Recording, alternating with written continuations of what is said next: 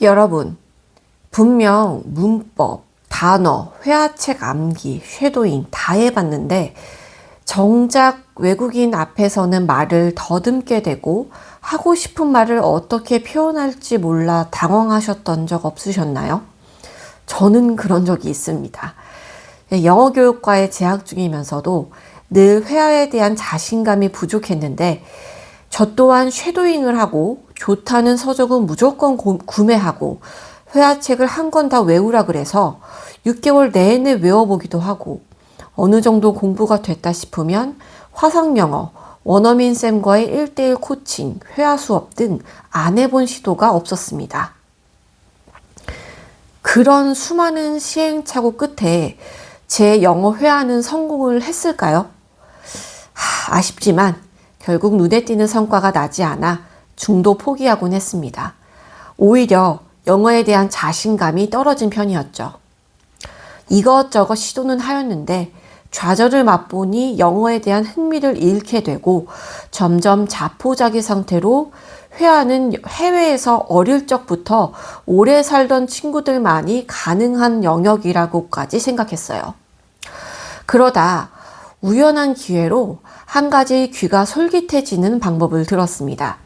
그리고 이 방식으로 공부하면 완벽한 네이티브는 아니지만 네이티브와 의사소통하는데 전혀 문제가 없다는 사실을 깨닫게 되었습니다.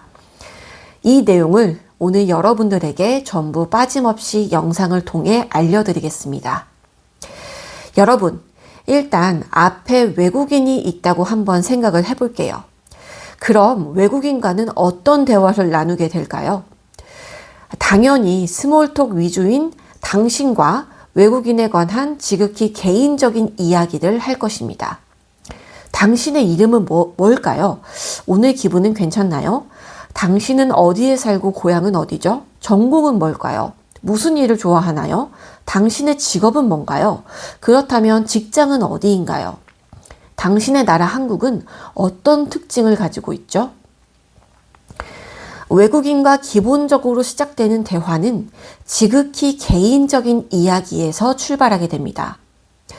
영어로 내 삶을 이야기할 수 없다면 다른 영역 역시 이야기할 수 없게 됩니다. 실제로 영어교육 교수법의 한 종류로 의사소통 중심 교수법이 있습니다. 이 지도법은 영어의 목표는 단순한 문법 암기가 아닌 실제 상황에서의 의사소통이 가능하도록 말하기, 읽기, 쓰기, 듣기 4대 영역을 통합적으로 지도하고 학습자가 맞닥뜨릴 수 있는 다양한 상황, 즉 특히 일상대화에서 영어를 사용할 수 있는 실제적 활동을 강조하고 있습니다. 그리고 실제로 초등학교 영어에서 의사소통 중심 접근법 도입 후 말하기 수행 점수가 상승하고 학생들의 자신감이 올라갔다는 연구 결과가 있었습니다. 사실 굳이 연구 결과까지 가지 않더라도 우리는 경험적으로 알 수 있습니다. 나에 관한 모든 이야기를 영어로 할 수 있는 사람과 나와는 아무런 관련이 없는 주제를 영어로 연습한 사람이 원어민을 만났을 때 실제 대화량에는 엄청난 차이가 있을 거란 걸요. 나에 대한 정보가 없는 회화책을 외우거나 문장을 만들 수 없는 문법 지식을 단순히 외우는 것은 아무런 의미가 없습니다. 저 역시 저와 관련 없는 문장들을 연습하고 외울 때에는 원어민 앞에서 내뱉을 수 있는 문장이 몇 개 없었습니다. 그래서 저는 제 삶과 직접적으로 연관이 있는 문장들을 연습하는 방식으로 회화 공부를 바꿨습니다.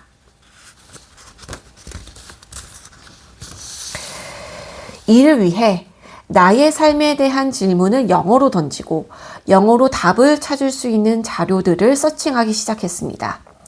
그전에는 무조건 좋다는 책들, 강의들을 수강하였다면 지금은 나에 관한 것들을 이야기할 수 있는 방법들을 찾기 시작했습니다. 그 결과 놀라운 변화가 일어났습니다. 원어민 선생님과 1대1 수업 후 피드백 시 유창성, 발음, 문법, 리스닝, 단어 모든 부분에서 10점 만점에 9.5점에 수렴하는 점수를 받게 되었습니다. 단순히 시중에 좋다는 회화책을 외우고 미드를 쉐도잉하고 영화를 자막을 가리고 보던 시절에는 상상할 수 없는 점수였습니다. 그렇다면 여러분이 가장 먼저 해야 할 것은 무엇일까요? 맞습니다. 나라는 사람을 영어로 소개할 수 있어야 됩니다. 내 종교는 무엇인지, 학교는 어디인지, 좋아하는 것과 싫어하는 것은 무엇이며 그 이유는 무엇인지, 건강을 위해 이번 주는 또 무엇을 할 계획인지. 어떤 분은 영어 회화책 한 권을 외우면 자연스럽게 영어가 튀어나오고 회화 능력을 기를 수 있다고 말합니다. 그러나 이것은 저 같은 영어에 특출난 재능이 없는 사람에게는 해당되는 이야기가 아니었습니다.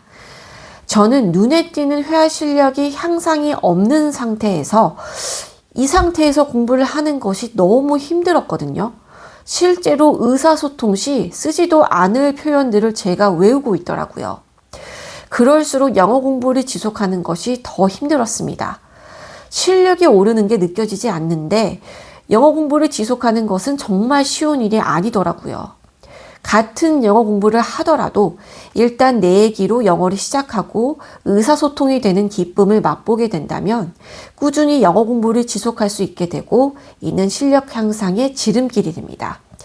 저는 이 방식의 공부를 하면서 내 회화 실력이 이렇게 빨리 늘었다고 라는 놀라운 경험을 하게 되었습니다. 그렇다면 나의 삶과 관련 있는 영어 회화 공부는 또 어떻게 해야 하는가? 라는 의문이 들 것입니다. 다음 영상에서는 이 문제에 대해서 해결책을 제시해주는 내용을 다뤄보고자 합니다. 이제 영어를 어떻게 공부해야 하는지 감이 좀 잡히시나요? 지금 당장 효과가 없던 영어책들을 그냥 버리세요. 그리고 나에 대한 질문 10가지를 한번 적어보세요. 이름은 뭔지, 무슨 일을 하는지, 왜 그 일이 하고 싶거나 하기 싫은지 등을요. 그리고 영어로 답을 해보세요.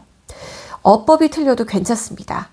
만약 이 부분이 걱정된다면 챗GPT를 사용하세요. 모든 것이 해결되는 건 아니지만 우리의 문제를 해결할 수 있을 정도는 됩니다. 이제 여러분은 진짜 영어 공부를 한다는 의미를 알게 되셨을 겁니다. 영상이 도움되셨다면 구독을 눌러주세요. 여러분이 유튜브 보는 시간을 가장 의미 있는 시간으로 만들어 드리겠습니다.